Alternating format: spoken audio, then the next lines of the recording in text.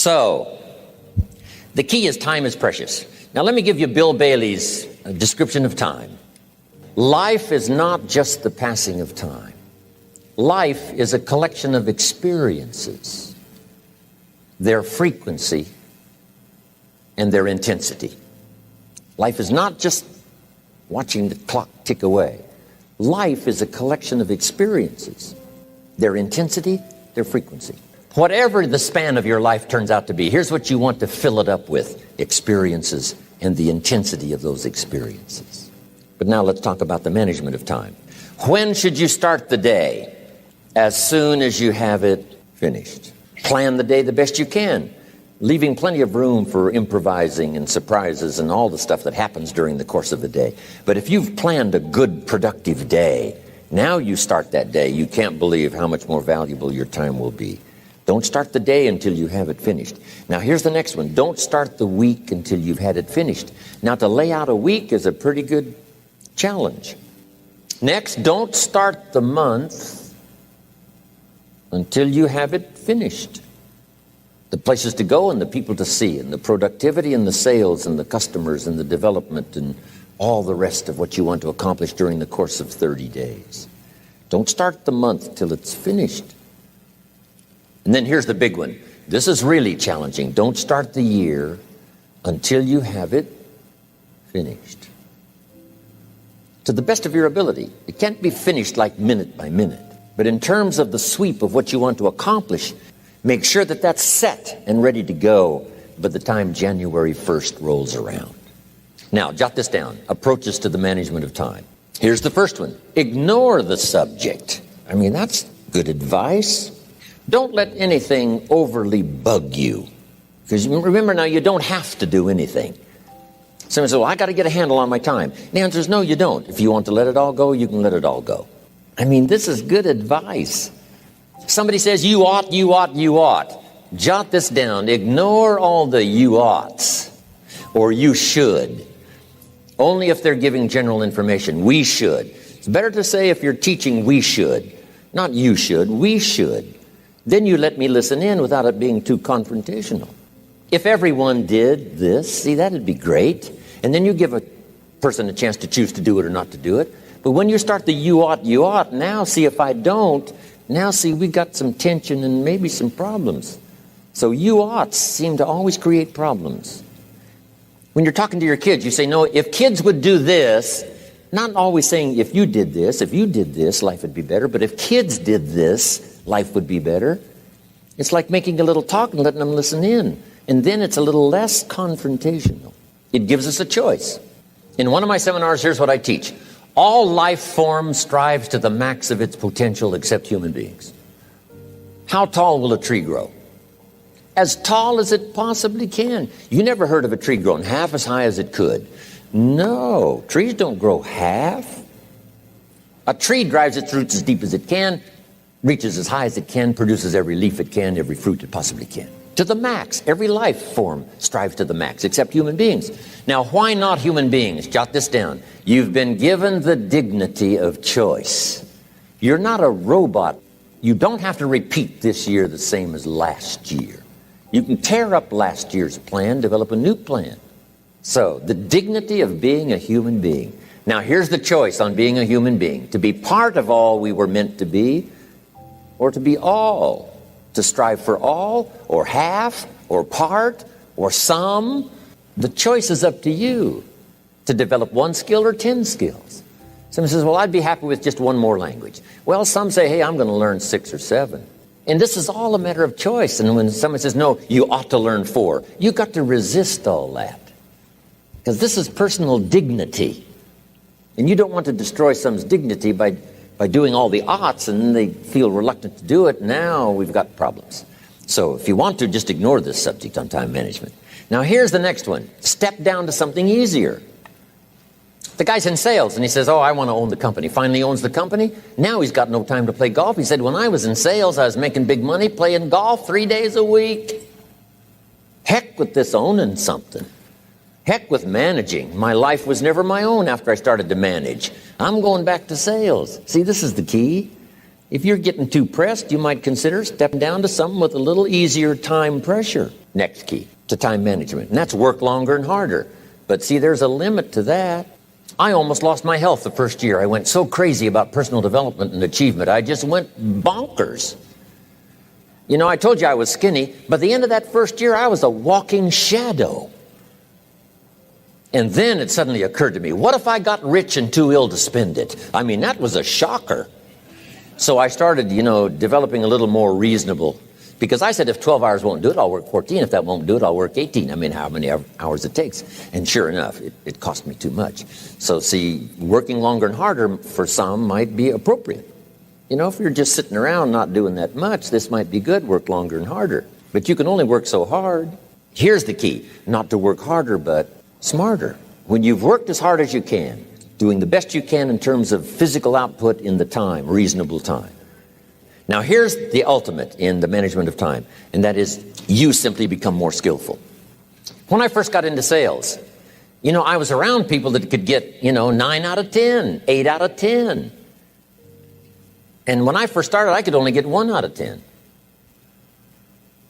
But here's what I did. I worked around the clock, so that I would make up in numbers what I lacked in skill. That's good in sales. You got to jot that down. When you're new, you make up in numbers what you lack in skill.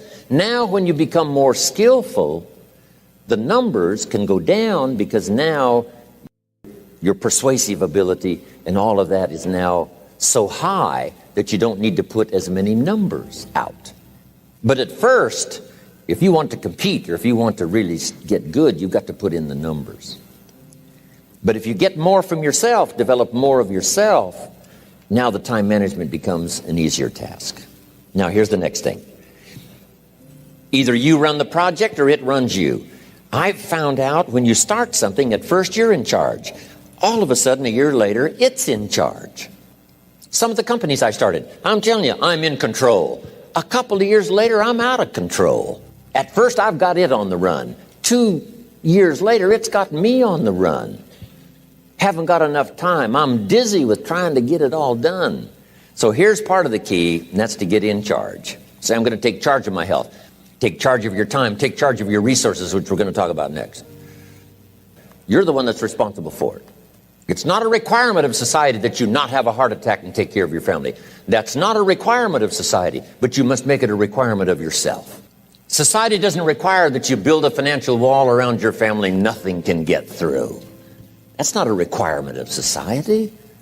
It's a requirement you impose on yourself to build a financial wall around your family nothing can get through. So impose on yourself this self-development of being in charge, taking charge of your life and your health and your future and your responsibilities and all the rest. Next, reasonable time is enough time to achieve all of your goals. Just jot that down. Reasonable time is enough time. I had to learn that. Reasonable time is enough time. Here's why. It's not the hours you put in, it's what you put in the hours.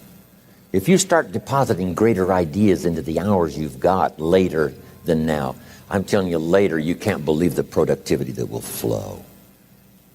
The ideas you can't think of now, a year from now, they'll start to flow. And when you deposit those ideas in the hours you've got, productivity multiplies by 2, 3, 5, 10. Next, time management essential. We've already covered the first one, a written set of goals. And then do priorities on your goals. What's important this week? What's important this month? Here's the next one. Often review. Just go over your goals to make sure that your list is working for you. It's got you inspired. It's got you turned on. Somebody says, how come you're up so early? Say, if you were headed where I'm headed, you'd be up early too. If you were going to meet who I'm going to meet, you'd be up early. If it was going to stack up for you like it's stacking up for me, you'd be getting up early. Here's some more time management essentials. Learn to study what we call majors and minors. You pick up the phone. Here's what you must say when you pick up the phone. Is this a major conversation or a minor conversation? If it's minor, a few pleasantries and you're done. If it's major, maybe you've got to make a few notes. So here's the next one. Important conversations, make an agenda before you make the call. Just jot down a little agenda. It's so easy now to just talk out of your head. Did you ever hear a conversation end like this? Let's see, there was something else. See, you don't look that swift. I can't think of it right now. I'll call you back. See, you look a little incompetent. Let's see, there was something. It escapes me right now. Really? So have you got this now? Make an agenda before you make a call if it's an important call. Now later that saves you all kinds of stuff. So what's major, what's minor? Now here's the key on this. Don't major in minor things. If you take up major time to do minor things, I'm telling you, you'll be behind the curve constantly. Here's what we learn in sales training. What's major time and what's minor time? And if you're in sales and you took a look at a week, you'd say, my gosh, I'm spending 90% of my time on the minor stuff and so little time on the major stuff in the presence of. How many hours in the presence of in my day? How many hours in the presence of during my sales week? Because the time that really counts is in the presence of majors and minors. Here's another key time management essential. Don't mistake movement for achievement. It's easy to get faked out by being busy. Guy comes home at night all exhausted, falls in the chair and says, oh, I've been going. Here's the big question. Doing what? It's not the going. Some people are going, and they're doing figure eights. Progress is small. So don't mistake movement for achievement. Now here's a big one, concentration. I had to learn this. All those years ago, I'm in the shower trying to compose a letter. Found it turns out to be a strange letter. So here's what I learned to do. Save the work till you get to the office. Save the work till you get to the work. Don't try to get to the office on the way to work. On the way to work, enjoy the way. In the shower, enjoy the shower. Then go to work when you get to work. I found this to be helpful. Concentration. Here's another big one. Learn to say no. I'm telling you, in such a social society we have now, it's so easy to try to be a nice person saying yes to everything. Find yourself overloaded. Now you got to call and make well, gosh, all the time it takes to back out of something that you said yes to too quickly. Here's what might be better. I don't think so, but if that changes, I'll call you. Little things you can use not to overcommit yourself. My friend Ron Reynolds says, don't let your mouth overload your back. It's a good one. Now, here's a big one on time management. When you work. When you play. Don't mix the two. Don't work at play. I used to take my family to the beach and I would bring my briefcase. I learned not to do that. Or at the beach, I'm saying I should be at the office. Now my family's upset because I'm at the beach and I'm thinking office. Now when I'm at the office, I'm thinking what? I got to get my family to the beach.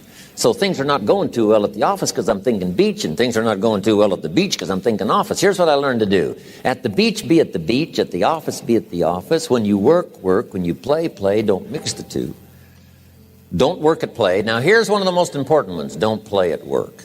Work is too serious. But I'm telling you, you got to be serious about work because you're parting with a piece of your life for the work you do. Your work costs you a piece of your life. Here's what it's called. Serious business. Not grim, not unhappy, but serious. Here's another key phrase. All work is good. You may not like your job, but if it's the stepping stones to get you to where you want to go, you got to appreciate your job. You don't have to have a passion for your job. Here's the ultimate passion, a passion for incredible success in every department of my life. That's the passion. But don't look down on some menial job you have to do to finally get you to where you want to go. No job is menial. No job is not, every job is noble. Training life for pay, making a contribution to society. Next, analyze how you are. And if you have some weaknesses, if you doesn't seem like you can change, here's the key, get it covered. I used to keep promising myself I'd keep the books. Finally, I gave that up. And back then, it only took me an extra $50-$60 a month for some accountant to keep the books. I said, no, I'm going to save the $50. You can't believe what I started losing in productivity because I tried to save the $50. So the key is a lot of the time you can stay like you are, but just make sure you get it covered. Next. Beware of the telephone and all other systems of communication. especially the telephone at home and systems of communication at home. And here's one of the best lines I've got for you for the weekend. Let all communication systems serve you, but don't let them intrude. Here's the next one. Read all the books. You know, I've only got a few notes here on time management, but if you've got some particular challenges, you run a big organization, a big corporation, you've got some challenges, there's plenty of books. Now, here's what's next. Just be more alert to the things that might be stealing your time. Here's why. Time is like capital. You can't let someone steal your seed corn. You can't let someone steal your capital. And you can't let someone steal your time. You must designate your time. And some of the time that you designate, you must not let anyone steal. Casual time, you might let someone intrude and steal a little bit and take a little bit, but not serious time. Next, one of the great time management savers is to learn to ask questions up front.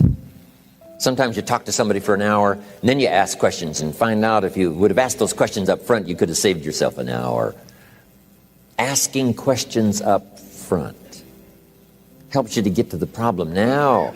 But if you just launch into some discourse, you might waste 30 minutes, waste an hour, when here's what you should have been talking about. After you finished an hour, you say, John, what's really the problem? He said, well, it's something personal. See, that's what you should have been talking about this whole hour. Now here's the last one, thinking on paper, and that's to keep a journal. One of the things I'm known for around the world, have been now for 39, 40 years, is keeping a journal. Now my journal is not it's not necessarily it's not like a diary. It might be part diary. You know, I'm flying over Ireland and I write down a few little things that impress me. Today I met this person. Wow, what an extraordinary event. Today I conducted this seminar in Rome. 1,000 people stood up and sang for me. I've got a little bit of a diary in there. But here's what primarily your journal is for. Collecting good ideas. A journal is to collect good ideas on your health, good ideas for your business, good ideas for your future, good ideas for time management. Because I used to take notes on pieces of paper and torn off corners and backs of old envelopes and restaurant placemats. And I threw all this stuff in a drawer. It did not serve me well. I finally learned to get a bound copy, right? And just keep a journal, right? If I was here, I had my journal, I'd be taking notes, right? These 2 days in my journal. Now, if you're caught without your journal, you just take the notes when you get back home, put those notes in your journal, throw the paper away. Because we don't usually go through paper to review. But see, my journals now make up a significant part of my own library. Here's what's next to leave behind, and that's your library. The books that changed your life, the books that changed your health, the books that rescued you from oblivion. The books that you passed on to other people, they were so exciting for you. The books that made you financially independent. The books that developed your leadership. The books that gave you wisdom to ponder when things were tough. The books that got you through the winter. The books that helped you to plant in the spring and harvest in the fall. What a treasure to leave behind. If you do that, here's what's for sure. Your books will be more valuable than your furniture.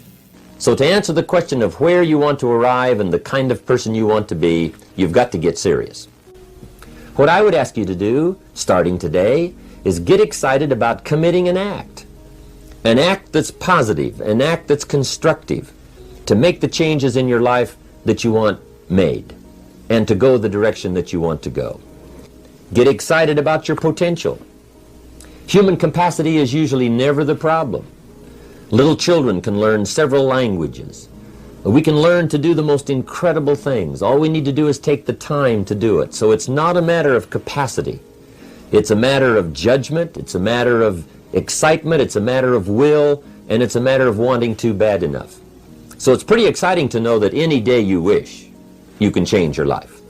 Any day you pick out, you can make major changes. It doesn't ever have to be the same again. And that's exciting. Knowing that intellectually and personally, you can actually do the things that will make major changes in your life. There's so many things to work on this, that if you don't get busy and work on it, sure enough, the time will pass.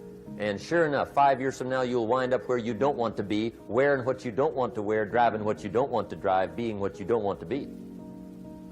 Now's the time to fix it. Now here's number 3. You've got to get going. All of the things that you've learned will not do you that much good if you don't put it into an action plan. You've got to get going. In my management and leadership seminar, we teach game plans, how to put all the good things that you've learned into action. Economic action, social action, personal action.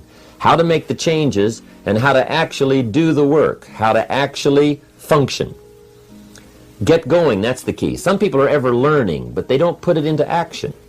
They don't really take the action. It's like the man who keeps bringing materials to the building site and never builds anything. He keeps bringing in the sand and the gravel and the windows and the doors and the roofing material, and he just stacks up all these supplies, but he never builds anything. See, if you do that long enough, fairly soon they'll come and take you away. You've got to do something with what you've learned. You've got to take action. You've got to get going. So that's one of the most important things to learn, how to design your days, how to design your weeks, how to design the months, so that you take the proper action to get the proper return that you're looking for, whether it's economic or personal. Get going. It's a major key.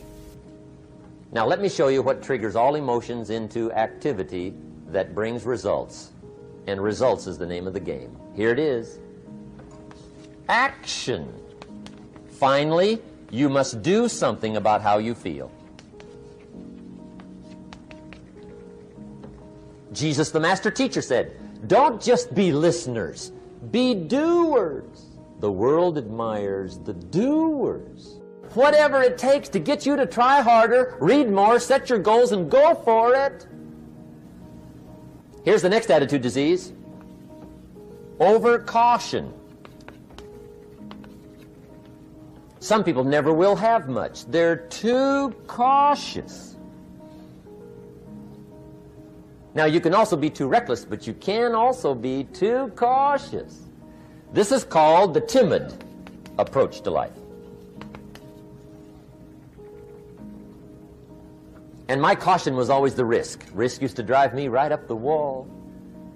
I used to say, what if this happens? It's called the language of the poor. What if this happens? And on top of that, if this was to happen, look at the fix I'd be in. I better not try. I could always ace myself out. Then I'll tell you what changed my whole life when I finally discovered it's all risky. The minute you were born, it got risky. If you think trying is risky, wait till they hand you the bill for not trying. If you think investing is risky, wait till you get the tab for not investing. See, it's all risky. Getting married is risky. Having children is risky. Going into business is risky. Investing your money is risky. It's all risky. I'll tell you how risky life is. You're not going to get out alive. That's risky. The Englishman says, well, if that's the way it's going to work out, let's give it a go. Right, that's what it's for. Give it a go. Somebody says, yeah, but I'm looking for safety and security. Fine, then huddle in a corner. We'll cover you with a sheet, bring you 3 meals a day. And we'll protect you, feed you, look after you, care for you. We won't let anything happen to you, and you'll probably live to be 100. The guy said, well, yeah, I'd live to be 100. But what a way to live. Right. What a way to live, safe and secure. Don't ask for security. Ask for adventure. Better to live 30 years full of adventure than 100 years safe in the corner. And see, it's not important how long you live. What's important is how you live. Here's the next attitude disease. We're almost through with this motley list. In fact, we're almost through. Hang on. The next one is pessimism.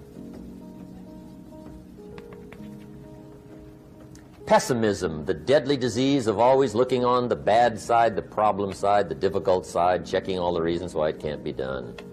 The poor pessimist leads an ugly life. He doesn't try to figure out what's right. He tries to figure out what's wrong. He doesn't look for virtue. He looks for faults. And when he finds them, he's delighted. How ugly. This is the poor guy who looks through the window, doesn't see the sunset. He sees the specks on the window.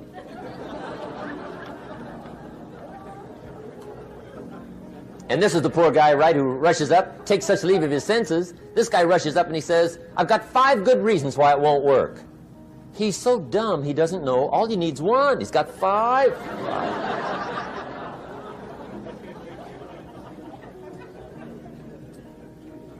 To the pessimist, the glass is always half empty. To the optimist, the glass is half full. Why would the same measure affect people 2 different ways? Answer: it all depends on how you look at it. Our lives are mostly affected by the way we think things are, not the way they are. The way we think they are affects us most. There's a subject we don't have time to get into tonight called better thinking habits. One of the major things Shove taught me when I met him, he said, poor thinking habits keeps most people poor. Not poor working habits. Most people work hard, but they don't think hard. And Shove taught me that the mind is like a factory, a mental factory. And whatever you think about all day long pours ingredients into this mental factory. And that's what builds the economic, social, financial fabric of your life. He quoted me a Bible phrase that says, as you think, so you become. How awesome. When he talked about poor thinking habits, he had me. I used to start the day reading the morning newspaper. I mean, you can believe that or not. I'd get a cup of coffee and read the paper. I'd load up on wars and riots and murders and stabbings and killings and bank robberies and muggings and car wrecks and tragedies. I'd even read the back pages. I seem to like that stuff for some weird reason. I'd load up on all that, and then I'd start the day. You can imagine the kind of days I used to have. You walk around on your financial knees. They call you economic peewee.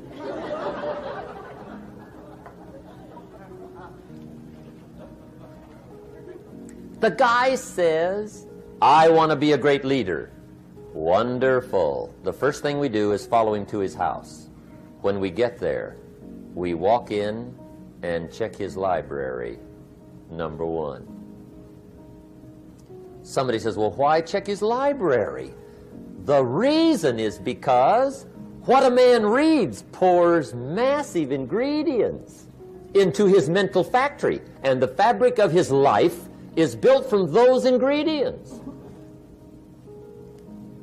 You would not believe what some people have got in their house to read. You would not believe. One of the best dressed up words I know for a lot of it is trash. Can you imagine dumping a barrel of trash into this mental factory every day and coming out with a rich, dynamic, positive life? It can't be done. You might as well try making a cake with cement. The kids back in Danbury, Connecticut, high school, they're asking me questions one day. I'm talking to the kids. Kids got good questions these days. One of them said to me, Mr. Rohn, how do you build the good life? I said, it's simple. It's not easy, but it's simple. Here's how you build anything. Select the right ingredients, keep out the wrong ingredients, and it starts with thought. Everything starts with thought. So you must be wise and careful what you think about, because that starts everything. You got to be wise and careful. I asked the kids, what would happen if somebody dropped sugar in my coffee? They said, well, you'd be okay. I said, what if somebody dropped strychnine in my coffee? They said, well, you'd be dead. I said, correct. Lesson 1. Life is both sugar and strychnine. You gotta be careful. I said, what if my worst enemy drops in the sugar? They said, will you be okay? I said, what if my best friend, even by accident, drops in the strychnine? They said, well, you'd be dead. I said, correct. Lesson 2. Watch your coffee.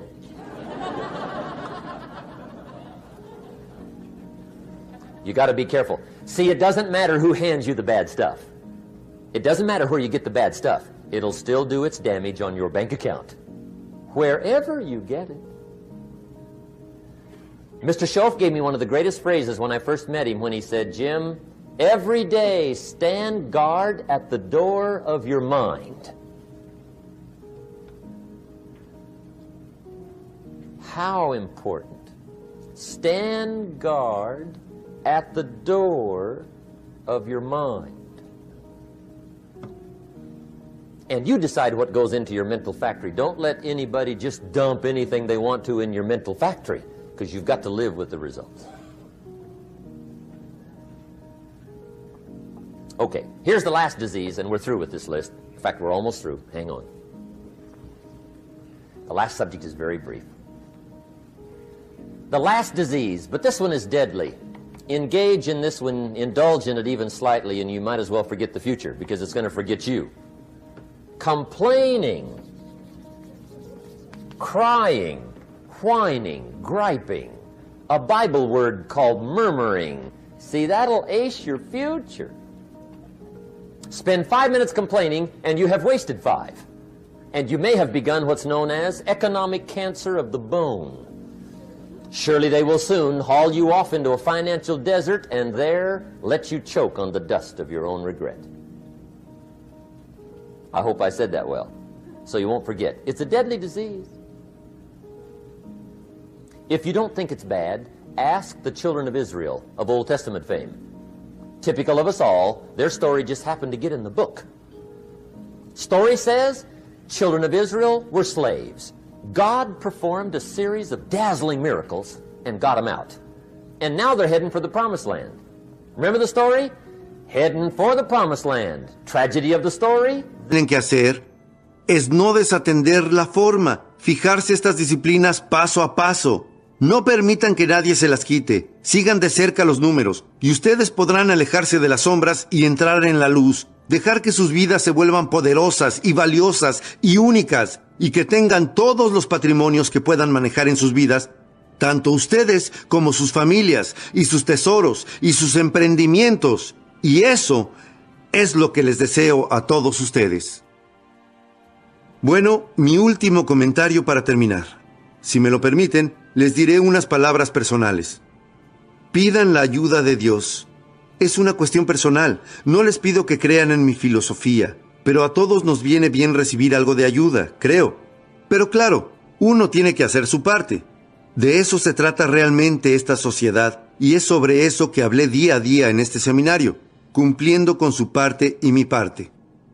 Recuerden la historia sobre el hombre que tomó una pila de rocas y en un par de años la convirtió en un hermoso jardín. Y algunos años después, un hombre recorrió el jardín y pensó que era fabuloso, pero quiso asegurarse de que el jardinero no recibiera todo el crédito. Así que cuando tuvo la oportunidad de conocerlo, después de la recorrida, le dio la mano y dijo: «Señor jardinero, usted y el buen Dios tienen aquí un hermoso jardín». Directo para señalar su punto. El jardinero contestó: «Hey, entiendo su punto. Si no fuera por las semillas y el suelo y el milagro de las estaciones y el sol y la lluvia», dijo, «seguramente aquí no habría ningún jardín». Pero agregó: «¿Sabe? Usted debería haber visto este lugar hace algunos años, cuando Dios se ocupaba de todo solo». Me gusta esa parte, y el motivo es que tenemos que desempeñar nuestra parte para ayudar a que se cumplan nuestros propios milagros. Y espero que todo lo que hoy compartí con ustedes les haya dado una comprensión un poco mejor sobre cómo realizar esos milagros en sus vidas.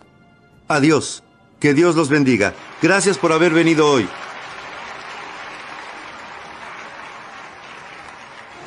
Gracias por haber escuchado El Desafío de Tener Éxito de Jim Rohn.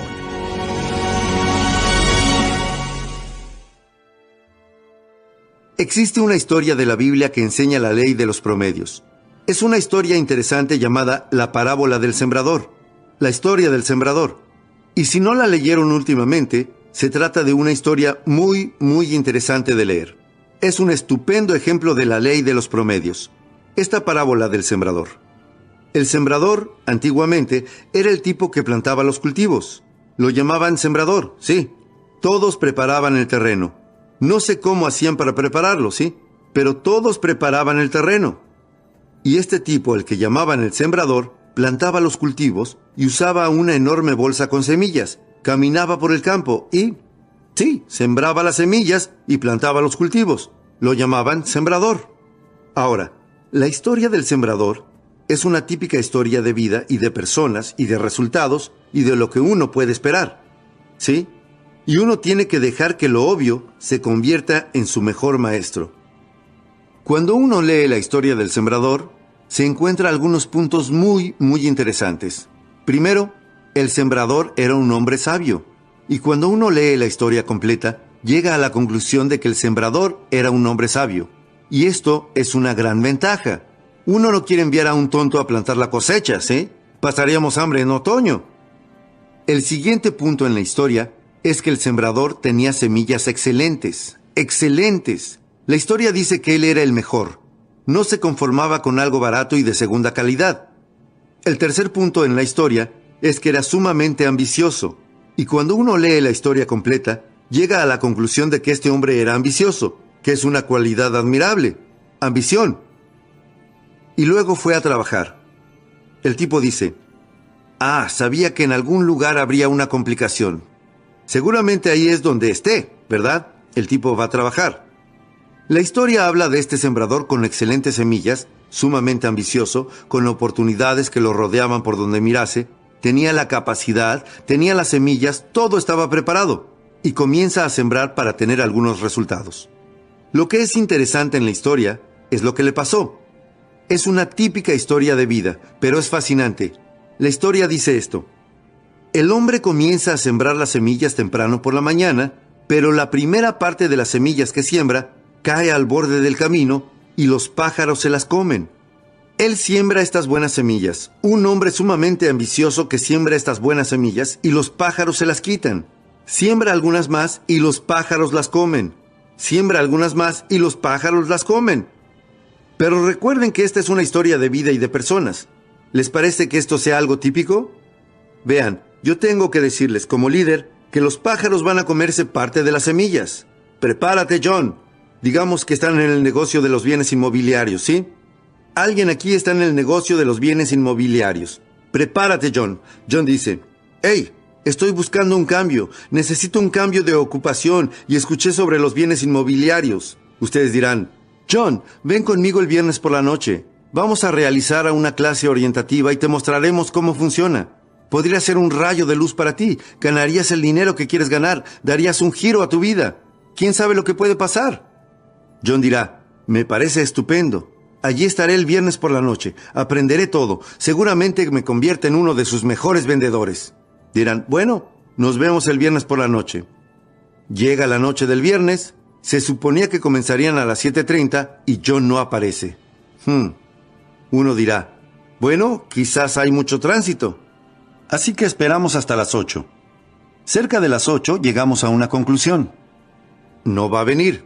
Pregunta, ¿qué pasó desde la inigualable conversación que tuvieron con John y le dieron esa estupenda idea? Prepararon una explicación, le ayudarían a cambiar su vida. Él dijo que estaría allí y sin embargo no está allí. ¿Qué podría haber pasado entre ese momento y el viernes por la noche? Los pájaros alcanzaron al chico. Lo atraparon. Y quién sabe quién podría haber sido, ¿cierto? Tal vez fuera su cuñado. Le habrá dicho, bienes inmobiliarios, no vas a meterte en esas cosas, ¿no? Lo habrá convencido de no hacerlo. O su plomero. Le habrá dicho, deje que le hable sobre los bienes inmobiliarios. ¡Su plomero! Bueno, si rastrean el mensaje hasta lo que pasó, podrían perder el camino. Existen un par de cosas que se pueden hacer cuando los pájaros están comiendo las semillas. Uno es que no se puede perseguir a los pájaros. Maldecirán a esos condenados pájaros e irán a perseguirlos. Dirán, esperen a que vea a su cuñado. Voy a ponerle los puntos sobre las íes. ¿Qué sabe él sobre bienes inmobiliarios? ¿Y su plomero? Entonces estarán tratando de corregir las cosas en lugar de aceptarlas como son. La mejor lección en la vida es aceptar como es y no desear que fuera de otra manera, no desear corregirla. ¿Cómo aprovechar la manera en que es? Algunas personas prefieren vengarse a seguir adelante. Se desvían de su camino. Verán, si están persiguiendo pájaros, tendrán que abandonar el campo. Ya no estarán sembrando. Y sus posibilidades disminuirán en lugar de aumentar. Hay cosas que uno no trata de solucionar. Hay cosas que se deben ignorar. La historia dice que este sabio sembrador hizo lo siguiente. Dice que ignoró a los pájaros y siguió sembrando. Muy listo. Hay cosas que uno tiene que aceptar. Así son las cosas. Así que siguió sembrando. Y la clave es que si uno sigue sembrando, podrá sembrar más de lo que los pájaros puedan comer. Pero los pájaros son parte de la vida. Y no me pregunten por qué. Yo no soy el que lo dispuso. Yo no sé. Simplemente así son las cosas. Así que siguió sembrando. Bueno, la historia dice que el sembrador siguió sembrando. Y las semillas cayeron en terreno poco profundo. Terreno rocoso, donde no podían entrar. Y dice que esta vez las plantitas comenzaron a crecer.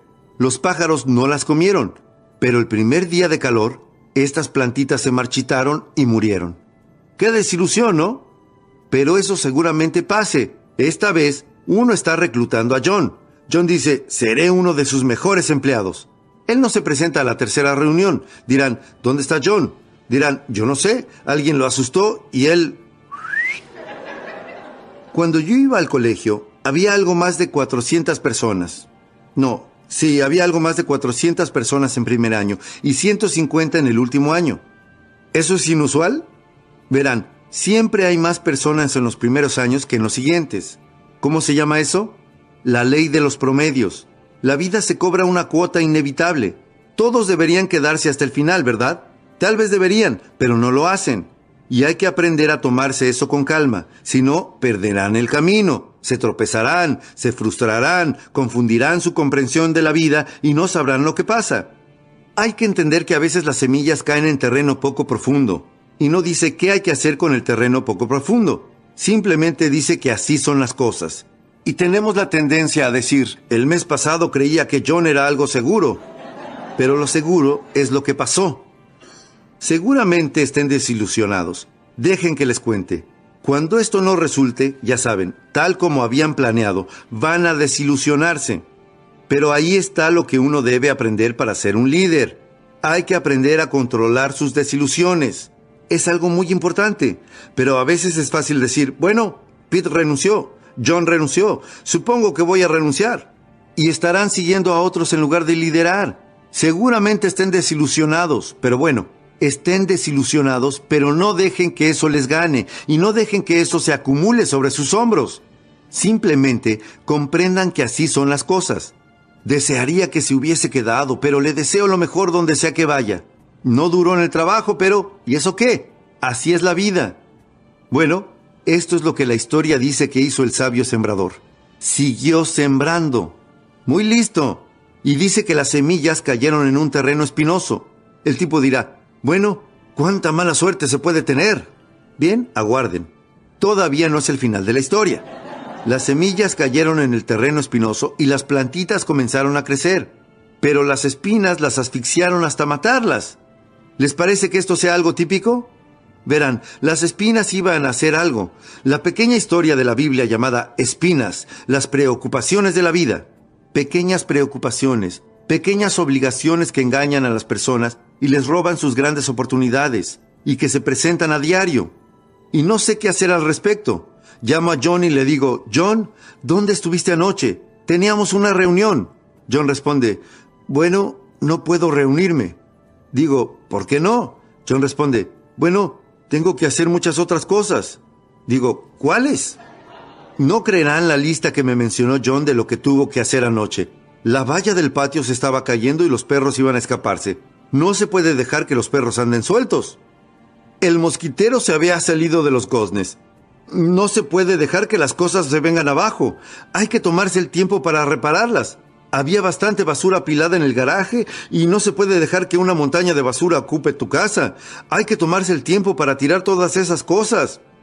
Todo por teléfono. Y puedo escuchar cómo el teléfono comienza a hacer ¡ah! Las personas dejan que las pequeñeces las engañen y les roben sus grandes oportunidades. Algunas personas tienen la increíble habilidad de agrandar cosas menores. Fui con mi auto por esta pequeña comunidad. John estaba afuera, cortando el césped, maldiciendo las malezas, la cara roja y al punto de explotar. Me detuve y salí del auto y le dije, John, ¿qué estás haciendo? Me contestó, ¿qué parece que estoy haciendo? Estoy cortando este maldito césped. Le dije, John, hay un montón de chicos en el vecindario que podrían cortar tu césped. Dijo, sí, pero quieren que les pague $5. Lo cortaré yo mismo, lo cortaré. Número 1. Debería existir alguna ley para impedir que a los chicos del vecindario les roben $5. Esa sería toda una ley. Pero el peor robo es dejar que las pequeñeces le roben a uno sus oportunidades más importantes. Culpa de las espinas, de las preocupaciones. ¿Pero qué se puede hacer al respecto? Bien, yo solía dar clases sobre cómo no permitir que las espinas lleguen a las semillas. Pero no resultó. Es decir, esas clases no eran de ayuda. La historia dice que este hombre sabio hizo lo siguiente. Siguió sembrando. Muy listo. Él comprendía la ley de los promedios. Seguir sembrando. La gente buena no se capacita para ser buena, se encuentra. Uno no necesita mucha capacitación para la gente buena. Encuentren gente buena. Y la historia dice finalmente que las semillas cayeron en un buen terreno. Eso dice. Alguien dirá, ¿cómo se encuentra un buen terreno? La respuesta es cuando uno sigue buscando. Uno se dará cuenta cuando aparezca. Uno no tendrá que convertir algo malo en bueno. Uno se dará cuenta de que algo es bueno cuando aparezca. E incluso cuando el terreno es bueno. La historia dice que el terreno bueno produjo el 30%. Parte de él produjo el 60%. Y parte de él produjo el 100%. Incluso en terreno bueno. ¿Cómo se llama eso? La ley de los promedios, de las proporciones, donde aplica en todas partes. And Shoaff taught me that the mind is like a factory, a mental factory. And whatever you think about all day long pours ingredients into this mental factory. And that's what builds the economic, social, financial fabric of your life. Our lives are mostly affected by the way we think things are, not the way they are. The way we think they are affects us most. He quoted me a Bible phrase that says, as you think, so you become. When he talked about poor thinking habits, he had me. I used to start the day reading the morning newspaper. I mean, you can believe that or not. I'd get a cup of coffee and read the paper. I'd load up on wars and riots and murders and stabbings and killings and bank robberies and muggings and car wrecks and tragedies. I'd even read the back pages. I seem to like that stuff for some weird reason. I'd load up on all that, and then I'd start the day. You can imagine the kind of days I used to have. You walk around on your financial knees. Kids got good questions these days.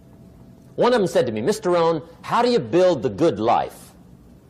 I said, it's simple. It's not easy, but it's simple. Here's how you build anything. Select the right ingredients, keep out the wrong ingredients, and it starts with thought. Everything starts with thought. So you must be wise and careful what you think about, because that starts everything. And you decide what goes into your mental factory. Don't let anybody just dump anything they want to in your mental factory, because you've got to live with the results. The guy says, I want to be a great leader. Wonderful. The first thing we do is follow him to his house. When we get there, we walk in and check his library, number one. Somebody says, well, why check his library? The reason is because what a man reads pours massive ingredients into his mental factory, and the fabric of his life is built from those ingredients. You would not believe what some people have got in their house to read. You would not believe. One of the best dressed up words I know for a lot of it is trash. Can you imagine dumping a barrel of trash into this mental factory every day and coming out with a rich, dynamic, positive life? It can't be done. Now, you don't have to read or listen to educational cassettes half the night. Although if you're broke, it's a good place to start. But here is all I ask, just 30 minutes a day. That's all. Stretch it to an hour if you can, but at least 30 minutes. Half rich isn't bad. 30 minutes. Hear or read something challenging, something instructional, at least 30 minutes a day.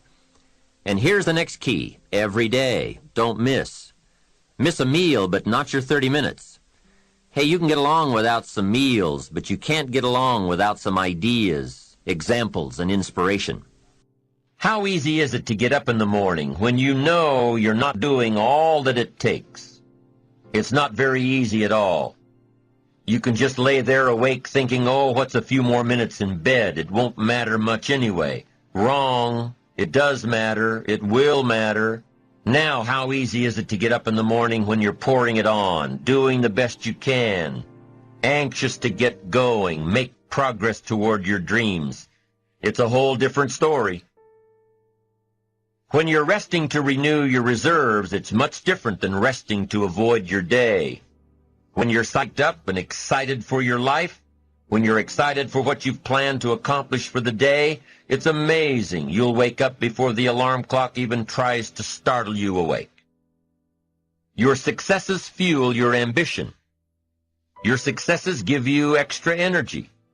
Your successes pave the way for more successes. It's the snowball effect.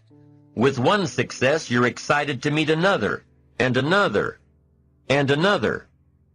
And pretty soon, the disciplines that were so difficult in the beginning, the disciplines that got you going, are now part of your philosophy. How do you know when you're successful? Do you have to be a millionaire? No. All we ask of you is that you earn all you possibly can. If you earn $10,000 a year and that's the best you can do, that's enough. God and everything else will see to it that you're okay. The key is to just do the best you can. If it's $10,000 a year, wonderful. If it's $100,000 a year, wonderful. If it's $1 million a year, wonderful. It doesn't matter $10,000 a year or $1 million a year. It doesn't matter as long as you've done the best you possibly can. Earn the most you possibly can. Be the most you possibly can. And here's why. The essence of life is growth. The essence of life is growth, to do the best you can. We keep growing until we're done. Get around successful people and listen. Now, you can also learn from unsuccessful people. Take notes on both, negative and positive. On the negative, the notes are called what not to do. And you got to learn what not to do as well as what to do. So learn from the negative as well as the positive. Find out what poor people read and don't read it. But now you can also learn from the positive. Get around successful people. Listen to what they say. Listen to how they say it. It's important. We've all got about 16 waking hours. Practice listening those 16 hours. And I say practice listening because listening isn't easy. I found out it's easier to talk than it is to listen. But if you will practice listening the 16 hours you're awake, sure enough, from surprising sources comes great ideas. Now, here's some of the best advice I've got for the whole evening. It won't get any better than this. This is it. Poor people ought to take rich people out to dinner and listen. That's some of the best I got. If a guy's not doing well, one of the first things he ought to do is find a guy that is doing well and offer to buy him his dinner. Spend $50, $60, $80, $100. Go for the full 9 course. Start him on the juices and hors d'oeuvres. Get him started talking. The salad takes 15 minutes. Keep it rolling. Biggest steak in town takes 45. Keep it rolling. Pour on the dessert. Stretch that meal out about 2 hours. If you get a successful person to eat and talk for 2 hours, they're liable to drop ideas in your lap, change your life. Multiply your income by 2, by 3, by 5. But you're right. Poor people don't usually take rich people out to dinner. That's the problem. The guy said he's rich, let him buy his own dinner. I'm not coming up with any money. The words we have are the only words available to us. The words we know are the only tools available to us to, number one, interpret what's going on, to interpret what's being said, and to express your heart and your mind. Now, if you can't interpret well, and if you can't express well, you can imagine what a deterrent that is to the good life and the extra treasures, the extra feelings, awareness, riches, power, influence. So it's very important to have a good vocabulary. It's very important now to be able to translate it. Learning to say it well. Now, this is a whole subject in itself. This is worth a weekend of study. Let me just give you a short list of suggestions on learning to say it well. Number one, repetition. It just takes practice. I don't know any substitute for the practice. To learn any skill, you've just got to go through it again and again and again. You just do it over and over and often. Next is vocabulary. Saying it well is proper choice of words. To build my early vocabulary, I used to put 3 or 4 words I didn't know on a card, put it up on the sun visor on my car. Back in those days, I traveled a lot by car. Sure enough, by the end of the day, I'd mastered 2 or 3 words. Vocabulary. Vocabulary is a way of seeing. One reason for vocabulary is to interpret what we see, to interpret what we hear. The vocabulary of the mind grapples with the words and the images that come to our mind. Now, if you've got a poor set of words and skills and tools with which to interpret, you can imagine the errors and the mistakes you'll make in judgment. And since vocabulary is a way of seeing, if you can't see well, you can imagine the errors you can make and how they compound as life unfolds. We do 2 things with vocabulary. We interpret and we express. Here's some other parts to saying it well. Sincerity, from the heart, with noble intent, wishing to bring value. That adds immeasurably to your ability to speak well, communicate well. There's no substitute for sincerity. I can forgive you for a mistake in judgment, but I can't forgive you for a mistake in intent. Next key part to saying it well, brevity. Part of the key is to be brief. You can't linger too long, I've discovered in my lecturing and speaking around the world. You can't linger too long on any one point. I used to tell stories too long. I get involved in a long story on and on. By the time I hit the punchline, people forgot how it started. Now it doesn't make sense. Too long. Here's why brevity is important. The human attention span is short. You haven't got long to get it said before you lose your audience. Sometimes we try to make up in words what we lack in self-confidence. So part of the key to being brief is personal development, personal growth, personal awareness, understanding self-worth. Now you can use the economy of words. And this is a good position to be in, that what you are adds so much weight to what you say that you don't have to say very much. But brevity is a good point on saying it well. Here now starts the power of what we say. Intensity. Part of the strength of what we say is the words we choose. The greater part of the strength of what we say is the emotions that are loaded into the words. Here's what has power unmatched, words loaded with emotion. There is no greater power. Words have an effect, but words loaded with emotion have an incredible effect. My words may reach you, but if I can't touch you with my spirit, if I can't touch you with my emotions, my feelings, my beliefs, then I probably haven't affected you very much.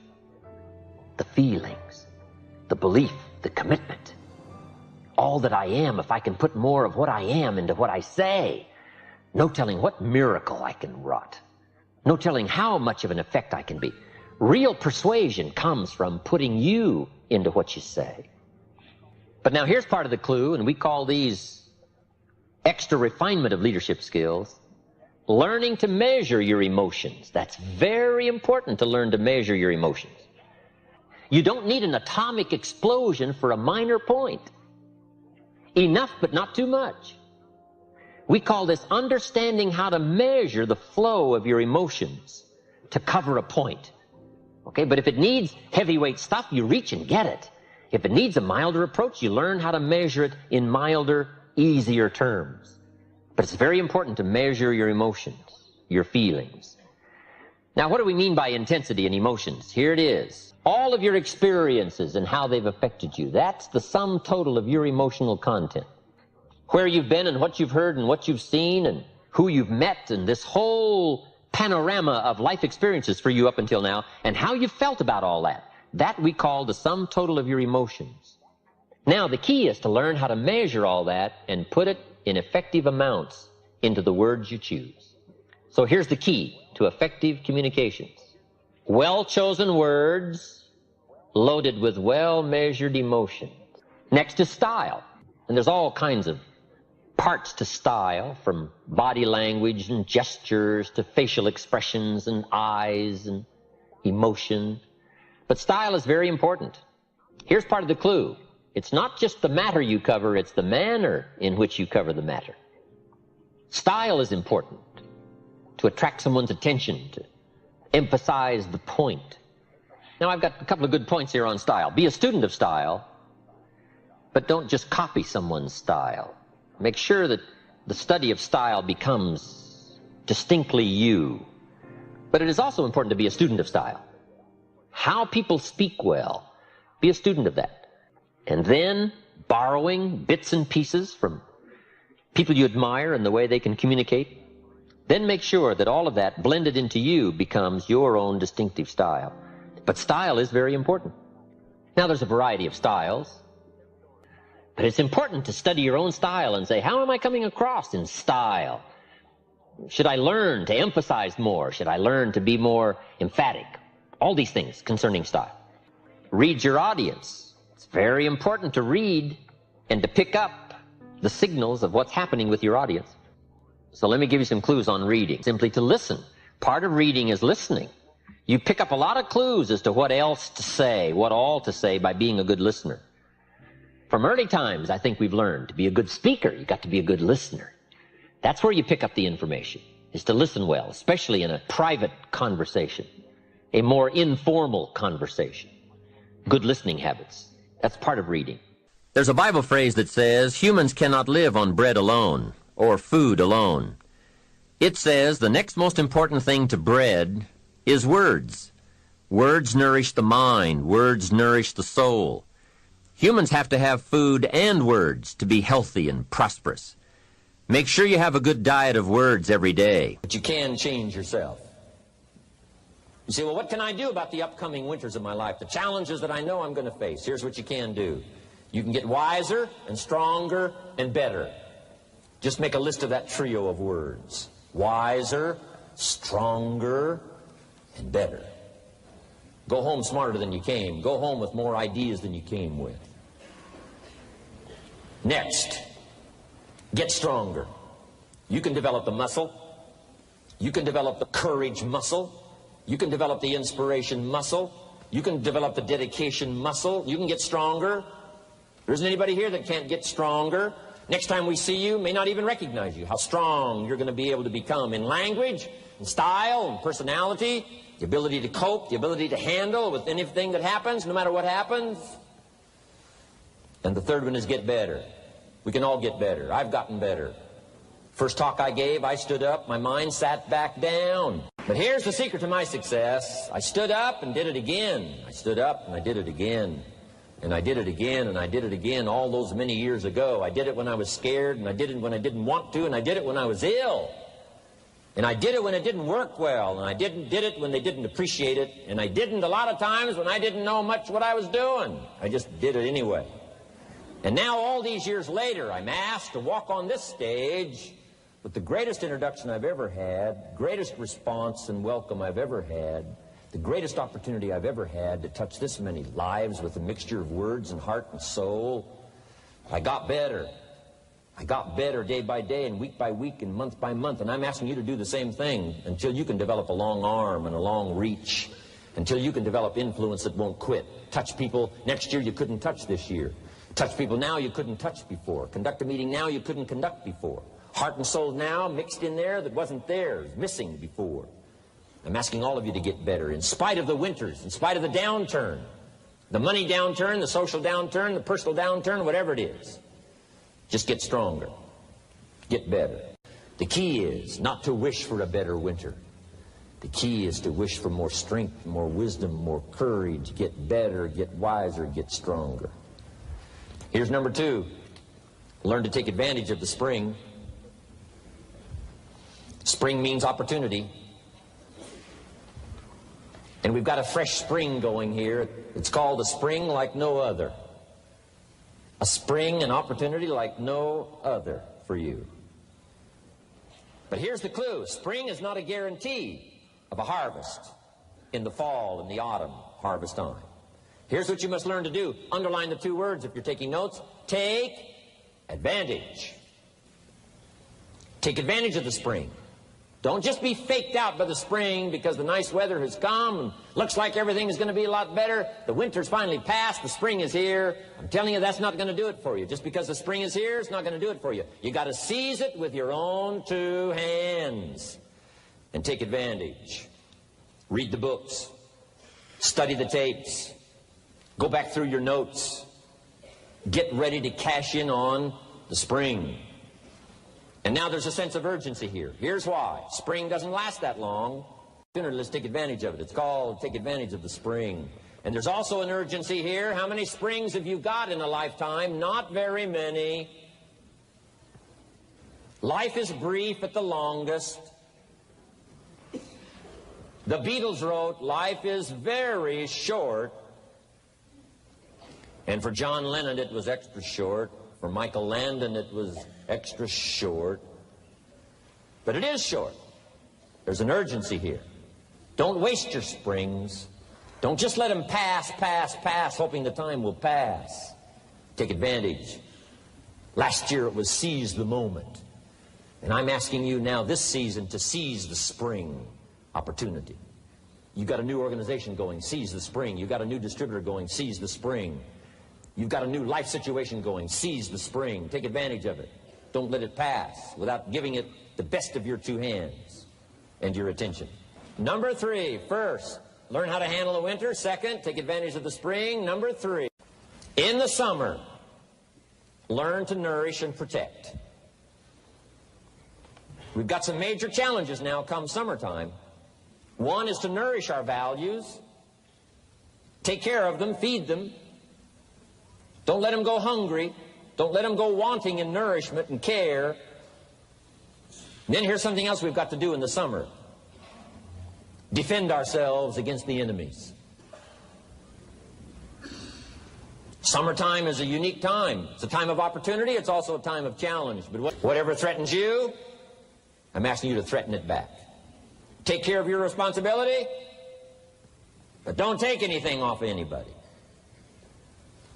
Somebody wants to destroy your chances for a good future by their negative talk, negative thinking, putting it all down. I'm telling you, walk away if you have to. Walk away.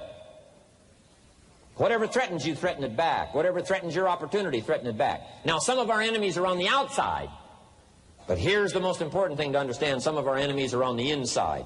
Let me give you a quick list. Indifference. You got to do battle with your own indifference. Boy, it's easy to coast. Especially if you've accomplished something, extraordinary. Now, somebody says, I got to relax. Here's the key. Not too long. The weeds will take all you plant if you rest too long. Don't rest too long. Indecision. You got to make those decisions. The ones that don't turn out to be good gives you experience to make better decisions. Don't let much time go by without making some decisions. The ones that you can make quickly, make them quickly. The ones that take time, take your time. But get those decisions made. Don't let indecision be an enemy, rob you of the future, empty your bank account, leave you with zero in the purse. Don't let that happen. The next one is doubt. Sure, there's doubts on the outside. People doubt that America's going to make it. People doubt that Europe's going to make it. People doubt that Russia's going to make it, that Poland's going to make it, that Czechoslovakia is going to make it. They doubt the whole world is going to make it. But I'm asking you not to pick up all those doubts. I'm asking you to have some faith, have some courage, believe, drive your doubts into a small corner.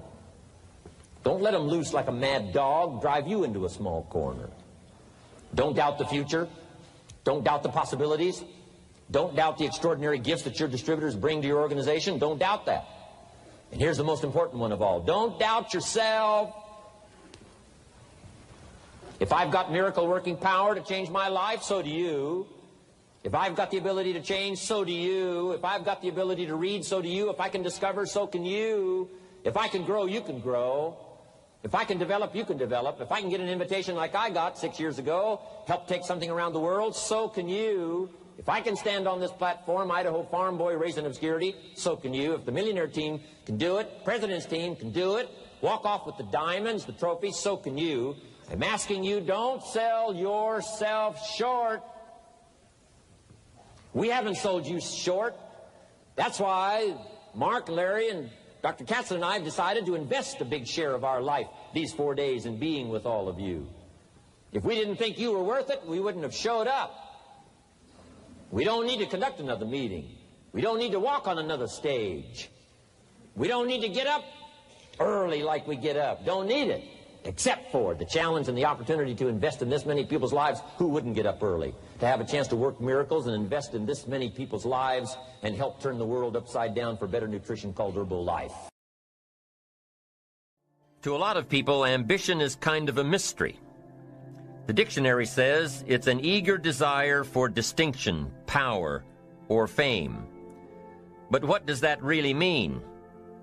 Well, let's start with the word eager. All by itself, eager is kind of exciting. Kids are eager for their birthday parties. They expect to be the center of attention, get lots of presents, eat too much. I guess grown-ups are eager for birthdays too. Unless, of course, they're embarrassed that the number of candles on the cake outnumber their achievements. But we can be eager to see a ball game, eager to see our kids in a dance recital, eager to see an old friend, eager to shop for a new car.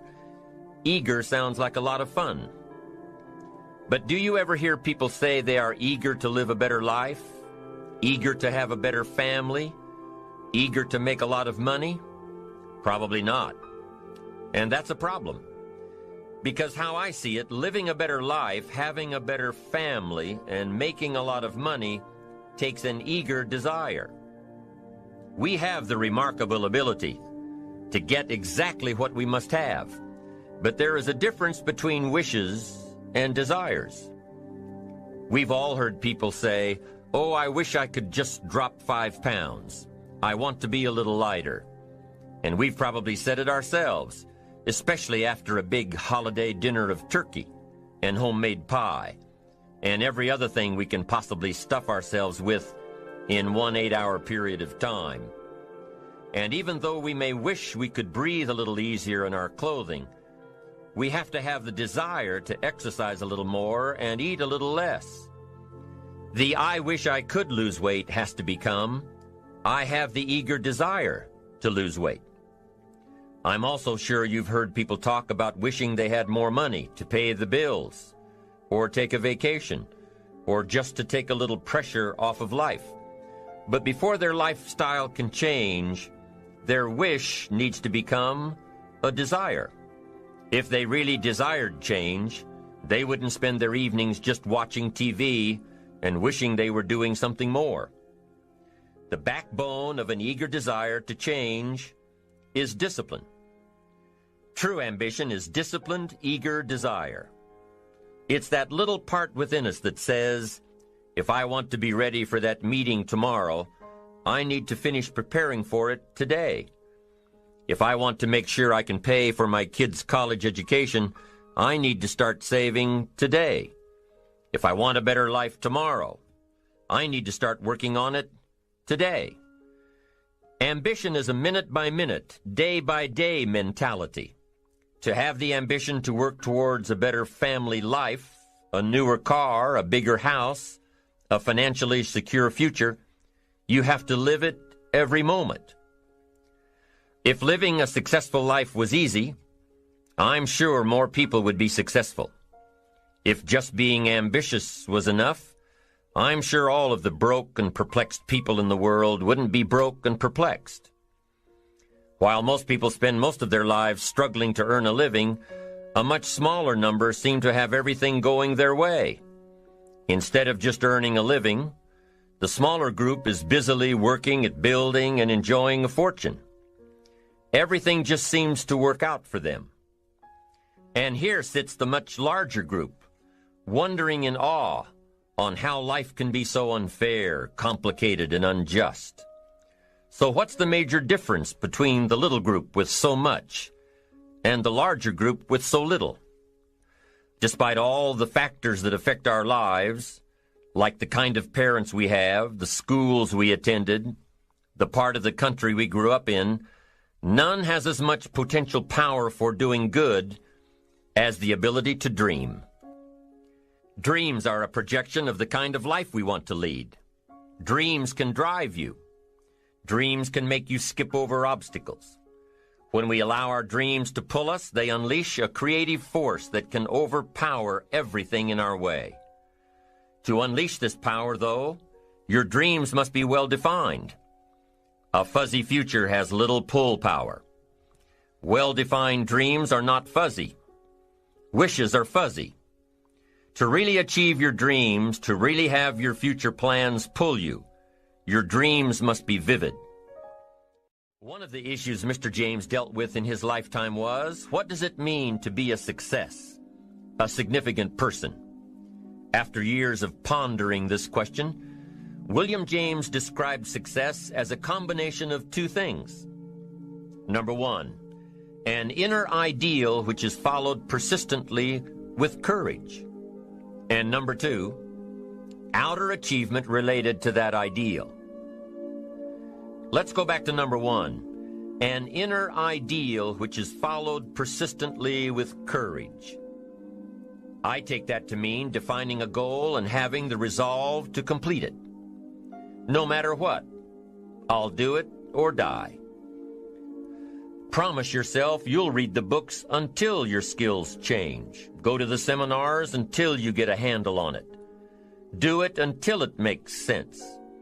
Practice it until you've got it right. Don't give up until you get where you want to be, however long that is.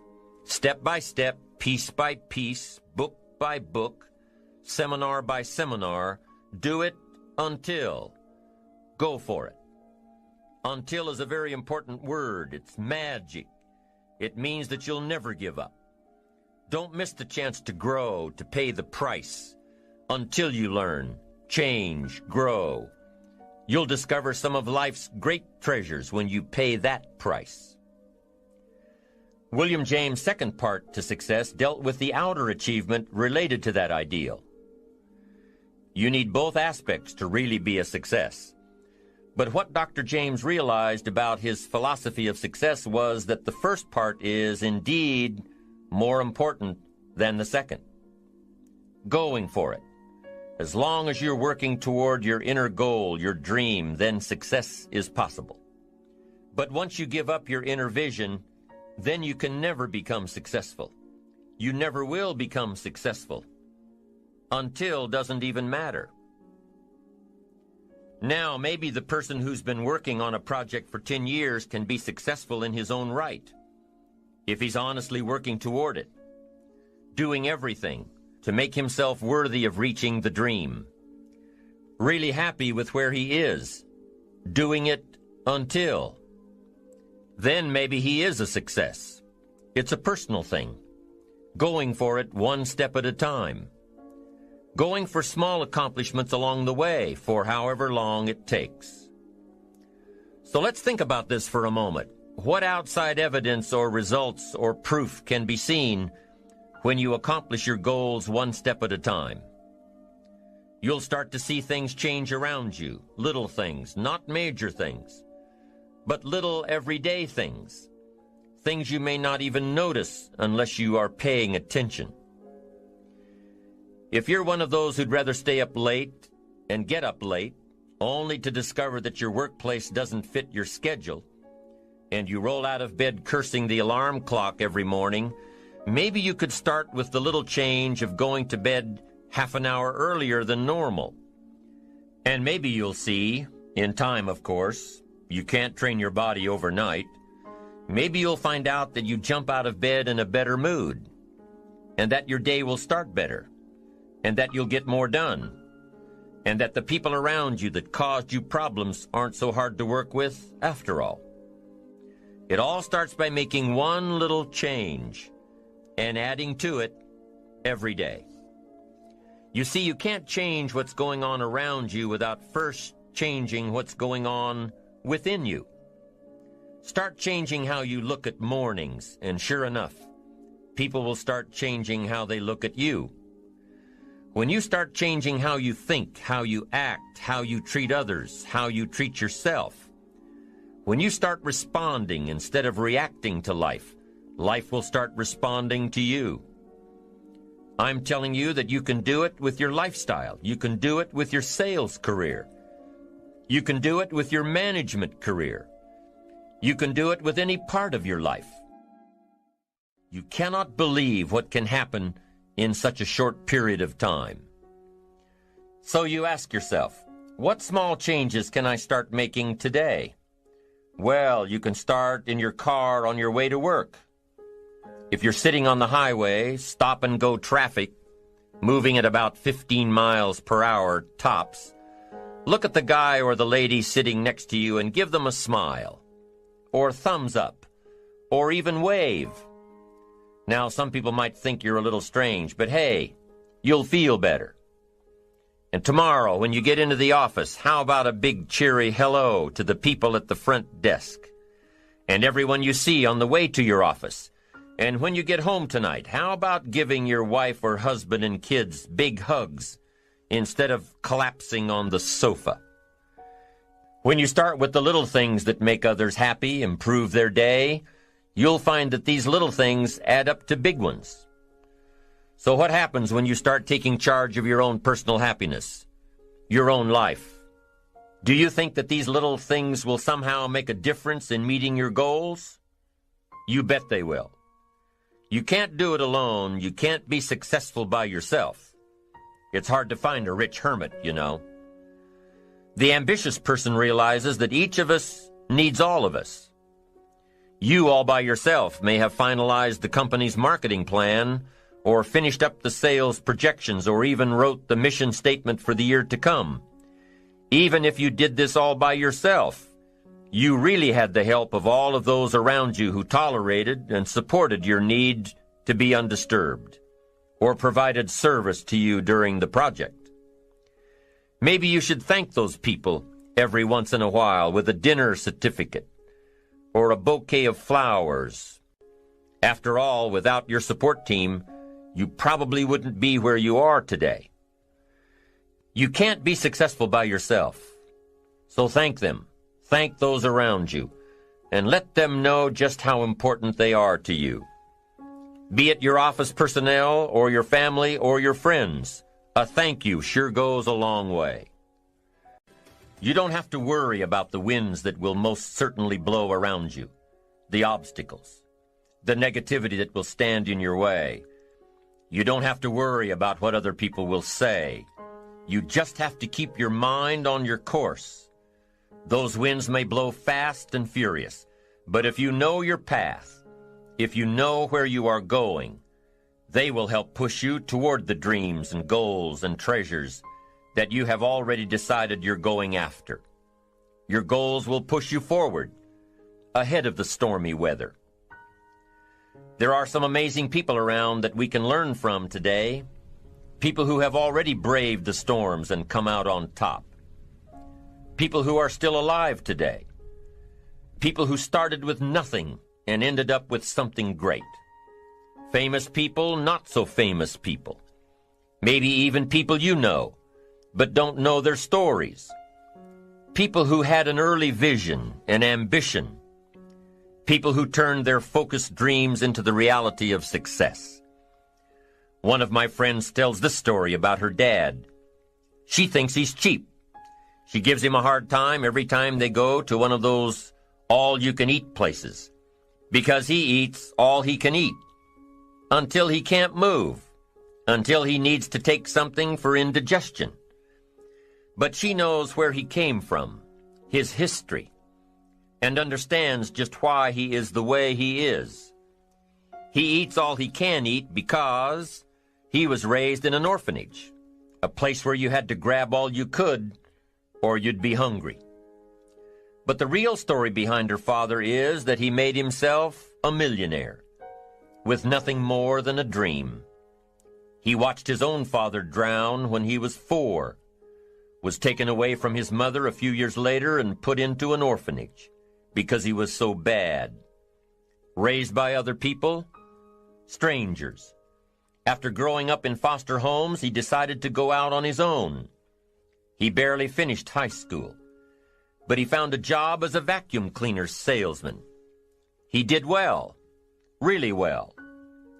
But the woman he loved didn't want to marry a vacuum cleaner salesman, and he really didn't want to be one, So he went to college, went on to medical school, prospered, really prospered, led a tremendously successful life as a radiologist, and is now retired, goes fishing, rides his Harley. Stories of success are all around us, everywhere. Take the time to talk to these people or read their stories. You might learn something. You might find out that they have already traveled the path you are now on. Many of these people have written books on their journeys. These books tell the stories and give the secrets that we can all learn from. Let's say you decided to take a trip, just a short one, maybe for a weekend. Let's say you want to go away to a place you've never been before. Wouldn't you want to find someone who had been there? Ask them a few questions? What's the best way to get there? The safest route?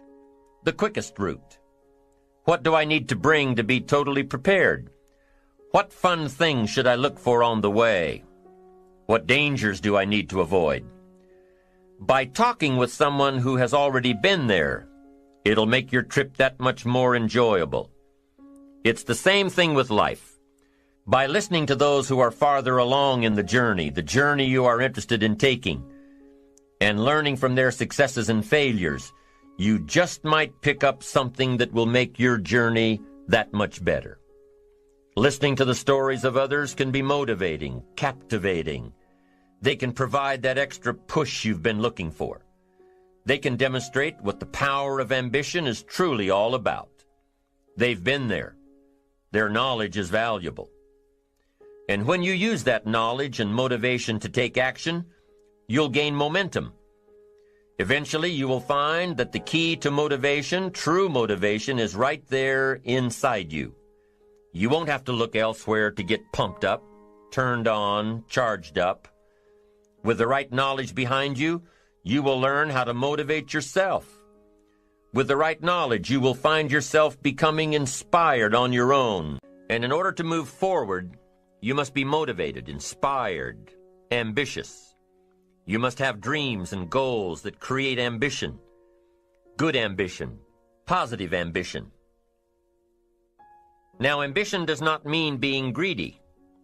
It does not mean being selfish. It does not mean getting ahead at the expense of others.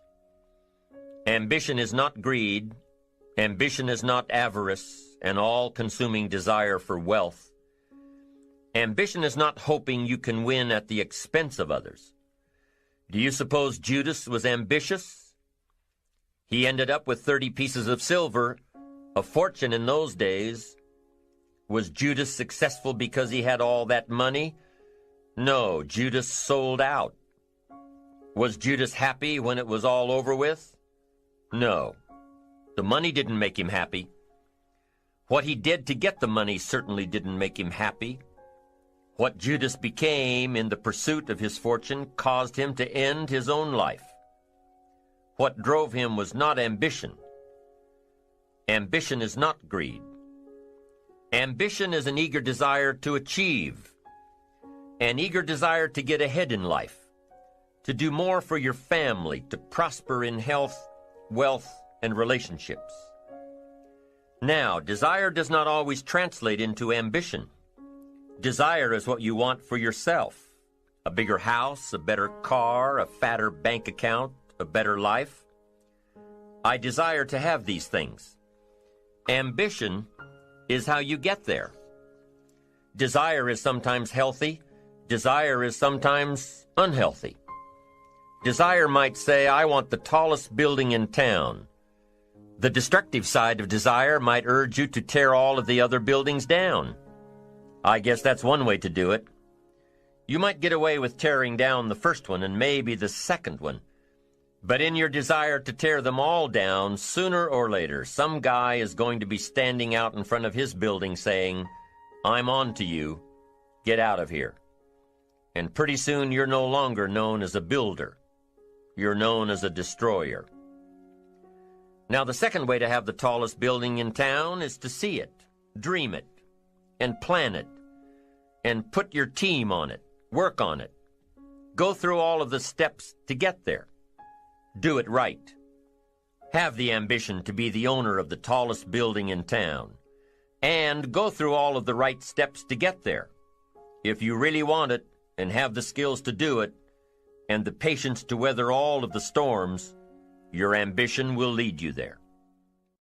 We get paid for bringing value to the marketplace. Now, it takes time to bring value to the marketplace. However, we do not get paid for time. So we cross that out. Mistakenly, the man says, I'm making about $20 for an hour. Not true. If that was true, you could just stay home, right, and have them send your money. So that's not true. We don't get paid for time. We get paid for value brought to the marketplace. Now, since that's true, here's one of the key questions of my talk to you today. Is it possible to become twice as valuable to the marketplace and make twice as much money in the same time? Is that possible? The answer is yes. Could you become 3 times as valuable as you might be right now to the marketplace and make 3 times as much money in the same time? And the answer is yes. 5 times, 10 times? Of course. America is unique. It's a ladder to climb. It starts down here, let's say, at $5 an hour, and it keeps going up. Top income last year, $80 million. The guy who runs Coca-Cola.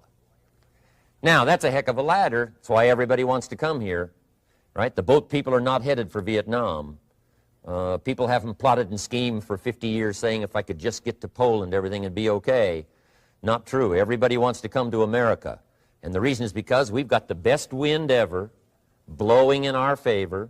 We've got the best economic opportunity anybody's had in 6,500 years. And all you have to do is understand it and take advantage of it. Now, there's some key questions to ask here. Why would the marketplace pay someone only $5 an hour? Very simple answer. They're not very valuable to the marketplace. Now, we must underline to the marketplace. This person might be a very valuable brother, yes. Member of the family, valuable, yes. Valuable member of the church, of course. Valuable citizen of the country, yes. Valuable in the sight of God, no doubt. We're all of equal value in the sight of God. But if you're not very valuable to the marketplace, you don't get much money. You say, well, it shouldn't be that way. Well, then you got to start your own country. You know, this one's been in process for 200 years, and this is the best we've been able to come up with so far. But here's the key. You don't have to stay here. Now, there was a big debate in Congress last year that this $5 was not enough, should be 6, should be 6, should be 6. But we don't need legislation. 6 is already on this ladder. The next step up. You know, if you work for McDonald's, they'll pay you $5 an hour to take out the trash. If you whistle while you take out the trash, they'll pay you $6 an hour. So we don't need that legislation. You just need to take lessons on how to whistle. Have a good attitude.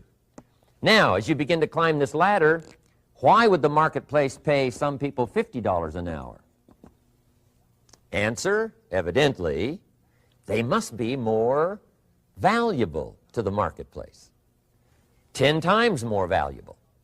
And is that possible for someone to be 10 times more valuable and earn $50 an hour instead of 5? And the answer is yes. That's what America is all about.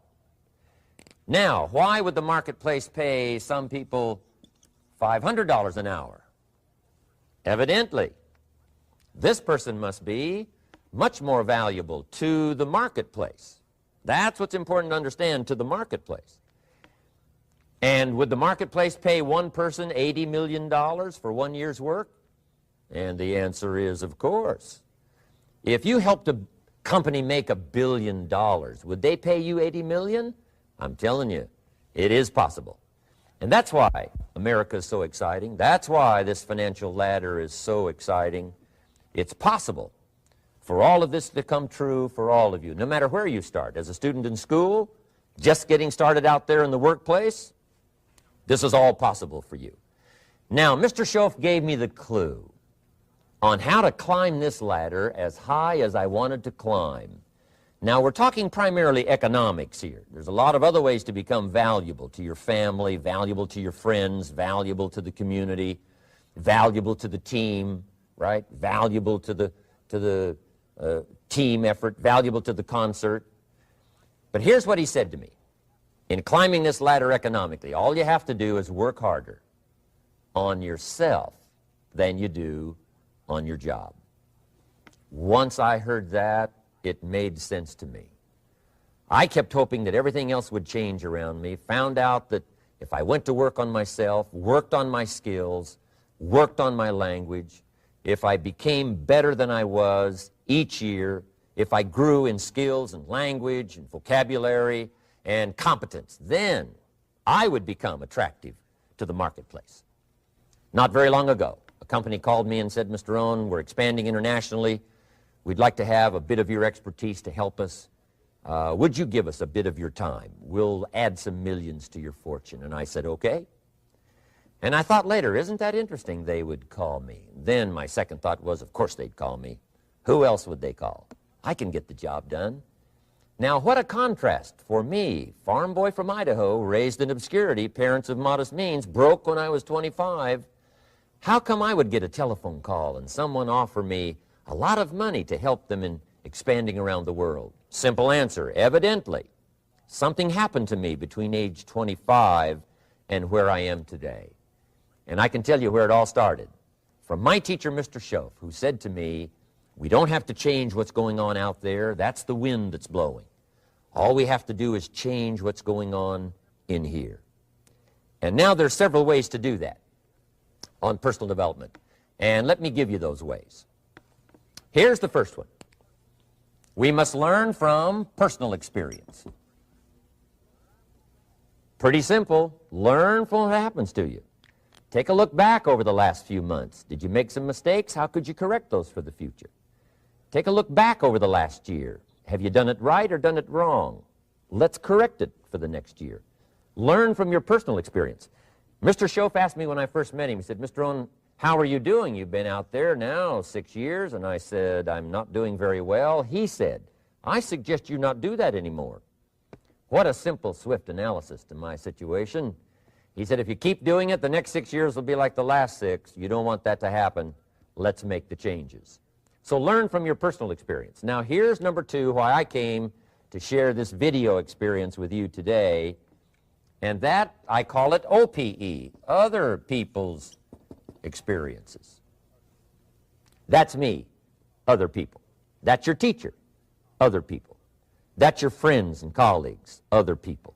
The people you meet that can pass along to you their experiences, what's happened to them, the mistakes they made, how they corrected them, how they changed their health and changed their bank account and changed their income and changed their future. That's it, other people. Now there's 2 kinds of people to learn from. One is failures. It's too bad failures don't give seminars, right? That would be valuable. Bring your notebook, have them tell you how they lost it all and threw it all away, threw their health away and threw their friendships away and things didn't work out well. That would be valuable. But now then we must also learn from positive, people that have done well. They've got the health, and so we ask them, how did you become so healthy? They've got the skills, so we ask them, how did you become this skillful? They've got the income, so we ask them, how did you get here in such a short period of time?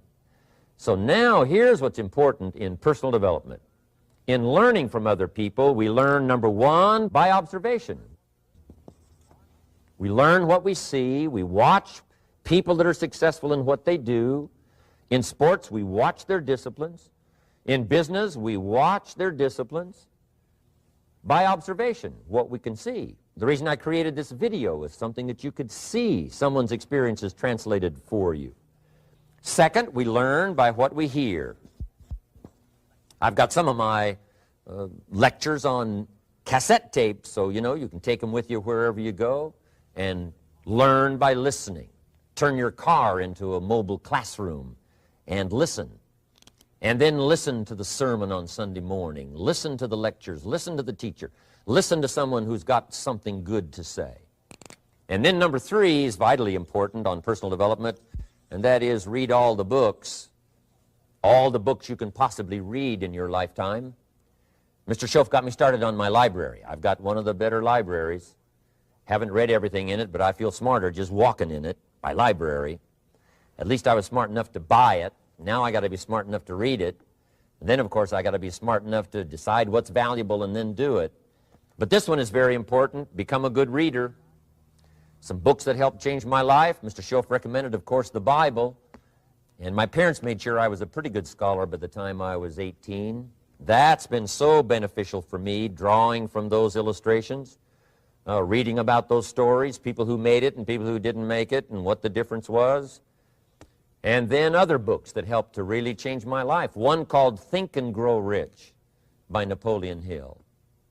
And then a book that helped me become financially independent by the time I was 31. And that book is called The Richest Man in Babylon by George Clason. And I'm going to share a little bit of that book with you when I get to financial independence today, our third subject.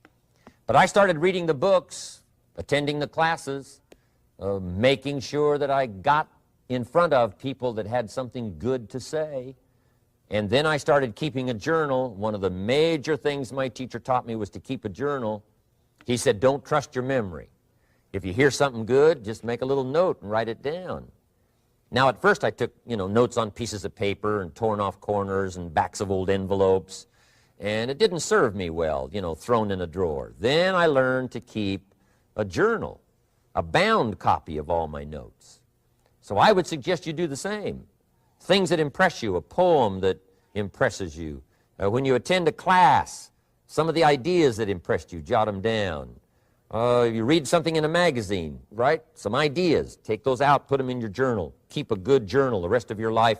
This will serve you well. My journals make up a significant portion of my own library. And if you saw my library and saw my journals, I tell you what you'd have to say. This is the library, and these are the journals of a very serious student. No wonder Mr. Rohn is invited to lecture and speak on his experiences around the world. So I want the same thing to happen to you. Value captured that you can resort to later, go back over it and review it, and let it become valuable to you. So that's my first subject, personal development. Work harder on yourself than you do on your job. Develop the skills, learn the lessons, take the classes, absorb all that is being taught to you these days. And then later on, of course, you can sort it out, what's valuable to you and how to refine it for your business and for your life and for your future. But the main thing is to get it and start this process of personal change, personal development. And let me say it one more time. If you will change, everything will change for you. You'll never be the same. You'll keep growing. As you look back on a few months, look back on a few years, you won't believe the progress you can make. Economically, your relationship with your family, your friends, and whether you're in sports or economics or whatever, I'm telling you, that whole process of committing yourself for personal change, personal value, can really make your life unique and worthwhile.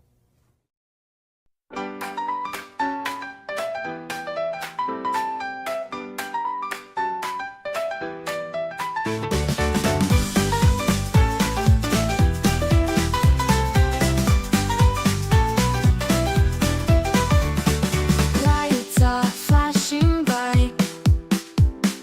We're dancing all night. Heartbeats feeling free.